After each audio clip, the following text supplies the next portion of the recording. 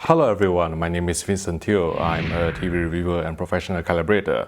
Today we're going to take a look at the Samsung Q80R, which is a step-down model from the South Korean brand's Q90R 4K flagship QLED television. The Q80R retains most of the features on the Q90R, including full array local dimming, ultra-wide viewing angle, and the most effective anti-glare filter on the market, but doesn't have the One Connect box, or as many local dimming zones or as high a peak brightness as the Q90R. We are reviewing the 55-inch version with model number QE55Q80R, but it's also available in 65 inches in the UK and Europe.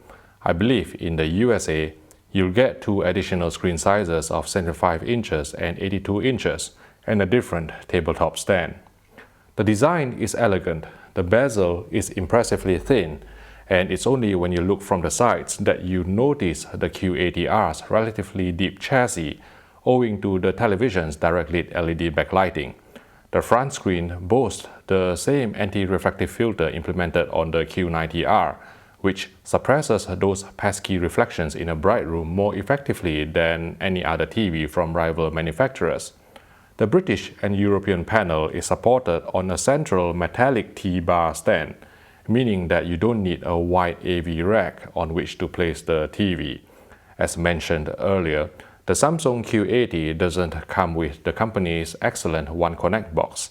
Instead, the connections are located on the right rear of the display, including 4 HDMI 2.0B inputs which support the HDMI 2.1 features of auto low latency mode and variable refresh rate, but not eARC. Interestingly, the UK and European Q80R lacks the X-Link socket, which is necessary for interfacing with a laptop for direct display control or DDC using the Kalman calibration software, making it much more time-consuming to calibrate. The US model does have the X-Link port, which is discrimination of the highest order. I haven't been so upset over a missing hole since that time I met this nice girl in Thailand. Before I go ahead to talk about picture quality, I'd like to take a moment to thank UK AV store Richer Sounds Manchester for sponsoring this video. If you are thinking about getting a new TV, even if it's not this Samsung Q80R, please support this channel by considering buying from them. Call 0333 900 0086, mention HDTV test, and you will receive a great price and service.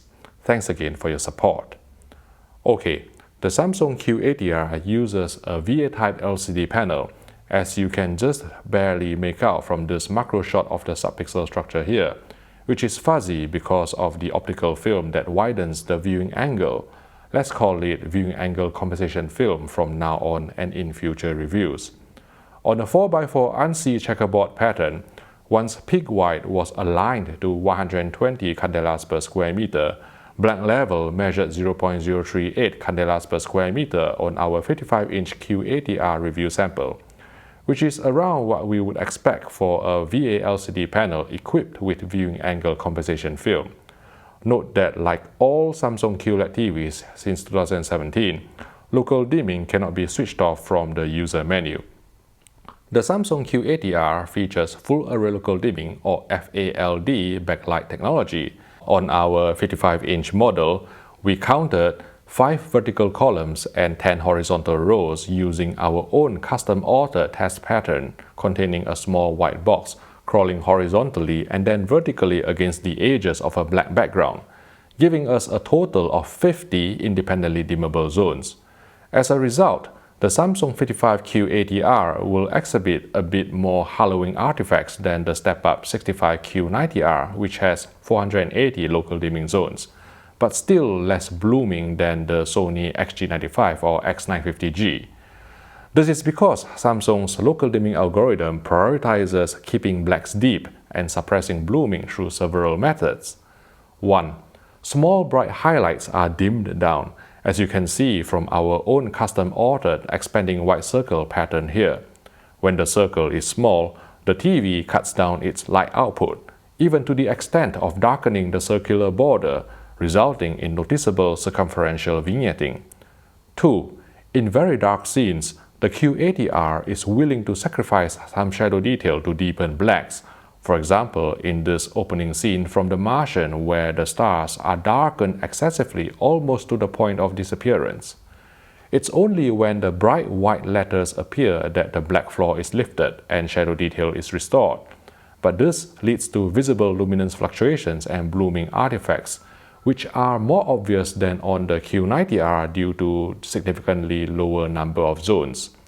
In fact, because there are only 5 zones vertically, sometimes you can even see the backlight traveling from one zone to the next, for instance, in this horizontally scrolling motion resolution test pattern. Being a QLED television, the Q80R naturally uses quantum dot technology, as verified by this beautiful spectral power of distribution chart captured using our Jetty 1511 reference spectral radiometer. However, the color accuracy on Samsung TVs has dropped to the lowest among A brands over the past couple of years, and this is not helped by the fact that the Q80R is a bitch to calibrate, owing to the absence of X-Link port for direct display control or DDC. Of course, you can still calibrate the colors including skin tones, such as in this scene from Skyfall, to look natural enough for day-to-day viewing. But if you are a video enthusiast who wishes to enjoy content in a manner as close to the creator's intent as possible, then you may be better served by an LG, Panasonic or Sony television. Otherwise, the Samsung Q80 performed very similarly to the Q90. It could reproduce 24 frames per second movies accurately without telesyncing judder, but you need to use the correct AutoMotion Plus custom settings to achieve that. Unfortunately, the very same settings would also introduce some micro stutter in 50Hz and 60Hz material, such as in this footage of a girl on a swinging hammock. So like all Samsung QLEDs, there is no single set and forget motion settings that will work for all types of content. There is a black frame insertion or BFI on board too, but it also applied forced motion interpolation on 50Hz broadcast programs we get in the UK and Europe, thus causing visible soap opera effect or SOE and interpolation artifacts. Screen uniformity was very clean for an LED LCD without any significant dirty screen effect or DSE, although like the Q90R, there's a sliver of darkening and color tinting along all 4 borders of the screen, which was most obvious on full-field gray slides. Video processing is of a high quality. Although overscan still cannot be disabled on this SMPTE RP133 test card in 576i, Samsung's upscaling favors smoothing over ringing and aliasing on high contrast edges, giving a pleasing if marginally softer result with all edge enhancement switched off. For HDR, the Samsung Q80R supports HDR10, HLG and HDR10+, but not Dolby Vision, which may cost the company some sales as the only TV manufacturer who still doesn't support the proprietary dynamic metadata format in 2019. Peak brightness measured 1100 nits on a 10% window after calibrating to D65 white point, and 600 nits full fill. DCI P3 color gamut coverage came in at 95% UV, which is lower than the 99% measured on 2017 and 2018 QLEDs, perhaps due to a change in quantum dot enhancement film or the addition of viewing angle compensation film.